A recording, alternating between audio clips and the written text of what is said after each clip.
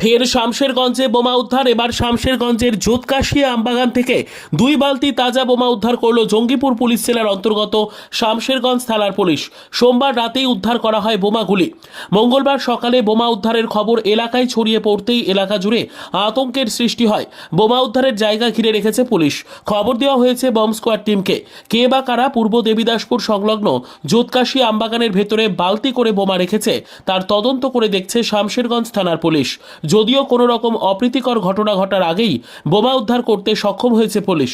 এভাবে আমবাগানের ভেতরে যারা বোমা রেখেছিল তাদের দৃষ্টান্তমূলক শাস্তির দাবি জানিয়েছেন সাধারণ মানুষ।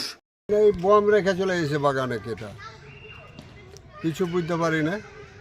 তারপরে তো সকালে দেখছি কি পুলিশের গাড়ি, তো তো বম দেখতে পাচ্ছি।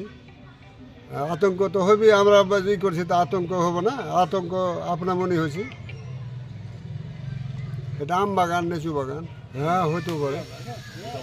আমার নাম জঞ্জাল ইসলাম। এটা ওই জোতকাশি গাম্ভারতলা, দশপুর।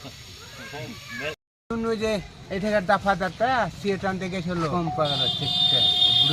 এখন আমি আর কি পুলিশটা আছে বললে, পুলিশ আছে তো লাগবেই, ভয় তো লাগবে। এটা এখনই শুনলাম, ওকে দেখিনি, তাও সিয়ে টানতে গেল, দেখ শুনলে যে এরকম ব্যাপার ঢোলেছে একটা বম দেখি।